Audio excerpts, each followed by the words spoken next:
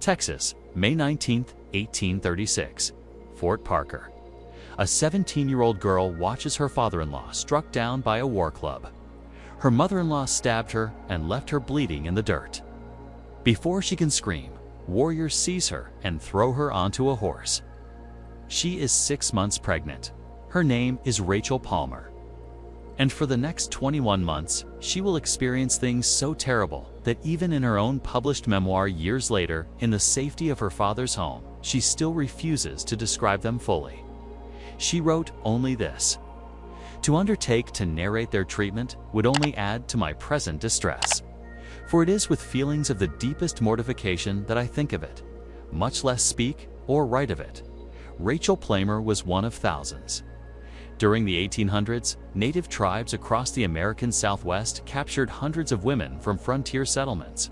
Some were ransomed back to their families after months or years of negotiation. Some escaped during moments of chaos and walked hundreds of miles back to civilization. Most were never seen again. And the ones who did return carried stories that would haunt them until their final breath. Stories they could barely bring themselves to tell. Stories that 19th century newspapers, which routinely printed every gruesome detail of public hangings, sometimes refused to publish in full. This is not frontier legend. These are documented accounts, court testimonies given under oath, and memoirs published by the survivors themselves and sold to thousands of readers who wanted to know what really happened out there in the wilderness. I am Crown and Dagger, and here we do not look away. If you believe these stories deserve to be told, support this channel with a like and subscribe, because what comes next, your teacher never mentioned. So, let's begin where it always began. The raids always followed the same pattern. Warriors attacked at dawn or dusk when visibility was poor, and families were at their most vulnerable. Isolated homesteads were the easiest targets. Families living miles from their nearest neighbor with no one to hear their screams. The men of the household died first. Husbands, fathers, brothers, and sons old enough to hold a rifle, usually within the first few minutes. There was no negotiation, no warning, no mercy, just efficiency. Then the selection began. Women of childbearing age were the most valuable. They could work. They could be traded to other tribes or sold to Mexican traders who operated slave markets in the Northern Territories. They could become wives and bear children who would grow up as full members of the tribe. Young girls under 10 were also prized because they could be raised within the tribe and eventually forget their former lives entirely. Given enough time, they would speak the language, follow the customs, and remember nothing of who they had been before. The elderly were killed immediately. They couldn't work. A tease. They couldn't bear children. Okay? They would slow the raiding party down during the long journey back to camp. So we were infants. A crying baby could alert pursuers to the group's location. They were liabilities that the warriors simply couldn't afford. The selection process was ruthless, practical, and stripped of any emotion. Olive Oatman was 14 years old when warriors attacked her family near the Gila River in Arizona in February 1851. Her family had been traveling west with a group of settlers, but disagreements about the route had left them isolated and alone. The Oatmans pressed on by themselves, convinced they were only days from safety. They were wrong. Olive watched her father beaten to death with clubs, her mother killed beside him, and her older sister and baby brother. 4 of her siblings were murdered in minutes while she stood paralyzed with terror. When the killing stopped, only Olive and her 7-year-old sister, Mary Ann, remained alive. The warriors dragged them into the desert. Olive later described walking barefoot through the wilderness for an entire night over sharp rocks that sliced her feet, through patches of cactus that left dozens of spines embedded in her skin. No food, no water, no rest. Every time she stumbled from exhaustion, she was struck with clubs. Every time she slowed, she was beaten until she moved faster. Her little sister walked beside her, bleeding from her own wounds, too terrified to cry, too exhausted to speak. By dawn, Olive's feet were so torn and swollen that every step felt like walking on broken glass. But she kept moving because stopping meant dying. And this was only the first night. Once captives reached the tribal camp, their new existence began immediately. They were not guests awaiting rescue. They were not prisoners awaiting ransom. They were not people anymore. They were property. Women were put to work from the first day before their wounds had healed, before they had eaten a real meal, and before they had slept, gathering firewood until their hands cracked and bled, carrying heavy clay vessels of water for miles. Under the brutal desert sun, scraping animal hides until their fingers were raw, digging for edible roots in hard-packed soil, hauling loads that would exhaust a grown man. Every task that no one else wanted to do fell to them. Every job too menial or too exhausting for members of the tribe became theirs. They ate last. Whatever scraps remained after the entire tribe had finished eating. That was their meal. If a hunt had been poor, there might be nothing left at all. They went to sleep with empty stomachs and woke before dawn to work again. Rachel, the plumber, described her first months among the Comanches. I was kept constantly at work from earliest dawn until late at night. When I failed to perform my tasks to their satisfaction, I was beaten with clubs and sticks. My life was one of constant dread, suffering, and misery. The beatings came frequently and without warning, for working too slowly, for showing exhaustion, for crying when the pain became unbearable, and for speaking English to another captive. Sometimes for no reason anyone could determine, simply because they were there, simply because they were powerless, simply because there were no consequences. Olive Oatman spent an entire year as a slave among the Yavapai before being traded to the Mojave tribe. During that year, she and her little sister, Mary Ann, were worked to the edge of death, beaten regularly, and fed whatever scraps no one else wanted. Given no shelter from the brutal Arizona sun or the freezing desert nights, Mary Ann was only 7 years old. Her small body simply couldn't handle the abuse, the starvation, and the endless labor. She began wasting away, growing thinner each week, weaker each day.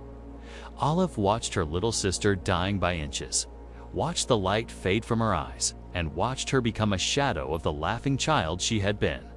And there was nothing she could do to save her. But what truly broke these women was not the labor, it was not the starvation. It was what happened when they disobeyed, or sometimes when they did nothing wrong at all. Matilda Lockhart was 13 years old when she was captured by Comanches in Texas in 1838. Just a child, a farmer's daughter who had never harmed anyone. She spent 2 agonizing years in captivity before being returned during peace negotiations. In San Antonio in March 1840, when the Texan authorities saw what had been done to her, they could barely speak. Hardened frontiermen who had seen violence their entire lives stood in shocked silence. A witness named Mary Maverick, who helped bathe and dress the girl after her release, later described what she saw in her diary. Her head, arms, and face were full of bruises and sores. Her nose was actually burnt off to the bone. All the fleshy end was gone, and a great scab formed on the end of the bone. Both nostrils were wide open and denuded of flesh. Matilda, barely able to speak above a whisper, explained how it happened. The women of the tribe had made a game of tormenting her. They would wake her from sleep by pressing burning sticks to her face. Her nose was their favorite target. Night after night, week after week, month after month, her screams amused them. The smell of her burning flesh made them laugh. By the end, there was simply nothing left to burn. Her entire body was covered with similar marks. Burns on her arms, her back, and her legs. Evidence of systematic cruelty that went far beyond punishment, beyond discipline, into something darker that served no purpose except suffering itself. Mary Maverick wrote that Matilda was utterly degraded and could not hold up her head again. Matilda Lockhart never recovered from what had been done to her. Not physically, not mentally, not spiritually. She died 2 years after her rescue. Her body is too damaged to continue. Her spirit was too thoroughly broken to want to.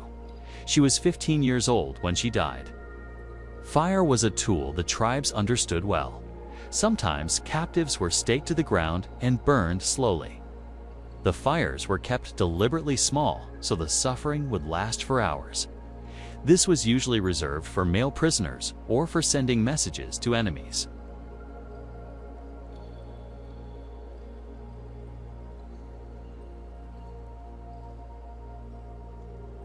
And legs, and sticks pulled straight from campfires and pressed against faces to wake captives or punish them for minor offenses.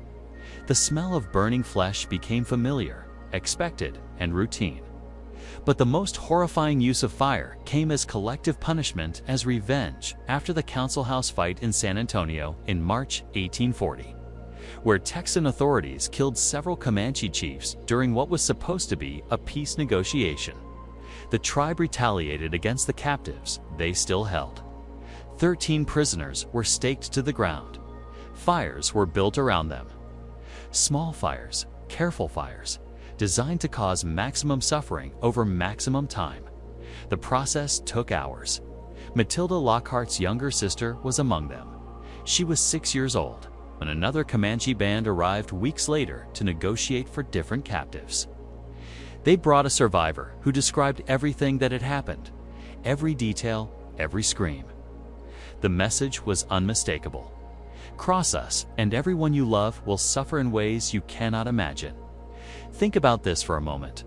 Women who had never harmed anyone, farmers, wives, daughters, mothers, men, children, were taken from everything they knew and from everyone they loved and subjected to years of systematic suffering. Some of them were held for months, some for years, and some for decades. What would you have done in their place? How long could you have survived? Let me know in the comments. There was another test captives faced, a ritual designed to break them from their very first day. It was called running the gauntlet. The captive was forced to run between 2 long rows of warriors armed with clubs, sticks, whips, and anything else that could cause pain. Every person in those rows struck them as they passed. The goal was simple: reach the end, still standing. Those who fell were beaten until they got up. Those who couldn't get up faced worse. The gauntlet served multiple purposes. It was entertainment for the tribe, a celebration of the successful raid. It was a way to break the captive spirit immediately to show them their new place in the world. And it was a test. Those who showed courage, who refused to cry out, and who kept running no matter how many times they were struck, sometimes earned marginally better treatment afterward. Those who showed weakness only invited more abuse. Rachel Plummer wrote about enduring the gauntlet multiple times during her 21 months of captivity. She learned quickly through brutal experience that showing pain only encouraged more violence, that crying only made them hit harder. They respected bravery more than anything, she wrote years later. I wish I had known it sooner. By the end of her captivity, Rachel had learned to fight back. When one of her captors attacked her, she beat the woman so severely that the warriors standing nearby actually laughed and cheered. They admired her spirit, her refusal to be broken. From that day forward, her treatment improved, not dramatically, but enough to notice most captives never discovered this. They remained victims, growing weaker each day until they died in captivity or were finally ransomed back to families who barely recognized them. Some women faced a different fate entirely. They were taken as wives. This might sound like better treatment. In some ways, it was. Wives 80 years with the tribe instead of eating scraps, faced less random physical abuse, had a defined place in the social order, and had someone who in their own way claimed responsibility for them. But they had no choice in the matter, none at all. Young women were given to warriors as prizes, rewards for successful raids. They were expected to fulfill all duties of a wife, every duty, domestic and otherwise. Resistance was met with violence until resistance stopped. Some women eventually accepted their new lives. not because they chose to, but because acceptance was the only way to survive. Cynthia Ann Parker was captured at age 9 in the same raid that took Rachel Plummer. The attack on Fort Parker, that May morning in 1836, she was just a child. She watched her family killed and was carried away into a world she didn't understand. But Cynthia Ann didn't spend 21 months in captivity like Rachel. She spent 24 years. She grew up Comanche and learned their language, their customs, and their beliefs. She married a war chief named Pita Nakona and had 3 children with him, a daughter named Tapusana, whom she called Prairie Flower, and 2 sons, one of whom would become the legendary Quanah Parker, the last great chief of the Comanche people. By all accounts, Cynthia Ann loved her husband, loved her children, and loved the life she had built. When Texas Rangers finally tracked her down in December 1860, she didn't want to be rescued. She fought against them, screamed for her husband, and begged to stay with her family. They took her anyway. Her husband, Peyton Nakona, was killed in the raid or died shortly after from wounds. The accounts differ. Her sons escaped, and she never saw them again. Only her infant daughter, Prairie Flower, came with her into captivity. Because that's what it was for Cynthia Ann. The rescue was a second captivity. She spent the remaining 10 years of her life trying to escape back to the Comanches, back to her sons, and back to everything she knew. She never succeeded. She was watched constantly, guarded by family members who thought they were helping her. She died in 1870, heartbroken. Some historians believe she simply stopped eating after Prairie Flower died of influenza, that she starved herself intentionally, that she chose death over a life among people who were now strangers to her. She had been saved from the only family she remembered, and it destroyed her. Perhaps nothing reveals the brutality of frontier captivity more than what happened to children. Rachel Plummer's 2-year-old son, James, was torn from her arms during the raid on Fort Parker. She never saw him again during her captivity, but it was her second child whose fate haunts history. Rachel gave birth to a son 6 months into captivity. For 6 weeks, she cared for him as best she could. Then the warriors decided the infant was slowing her work. In her own words, "They took my child from me. I never saw him alive again." She was 20 years old. Rachel Plummer was eventually ransomed. When her father finally saw her, he barely recognized his own daughter. She was emaciated, covered in scars. Her eyes held something that hadn't been there before. She wrote her memoir, one of the first captivity narratives published in Texas. She became pregnant again and gave birth to a healthy son. She died 2 months later. Her body simply gave out. Her son, James, the 2-year-old, was torn from her. Her arms were eventually ransomed and returned to the family in 1842. He was 8 years old. He had spent 6 years among the Comanches, long enough to forget his birth family entirely. Olive Oatman was released after 5 years with the Mojave tribe. Unlike her brutal treatment by the Yavapai, her time with the Mojave had been more complex. They had adopted her, given her land to farm, and tattooed her face with their sacred marks, but she was still a captive. She couldn't leave. When she finally walked into Fort Yuma in 1856, she weighed barely 80 pounds and could barely speak English anymore. The words came slowly, painfully, as if translated from another language, and across her chin. 5 blue lines announced to everyone she would ever meet that she had been marked by another world. Olive became famous, with lecture tours, a published book, and a symbol of frontier survival. She married a cattleman and lived quietly in Texas for decades, but she never fully returned to who she had been. Her husband reportedly spent years buying and burning every copy of her memoir he could find, trying to give her peace from a past that wouldn't let go.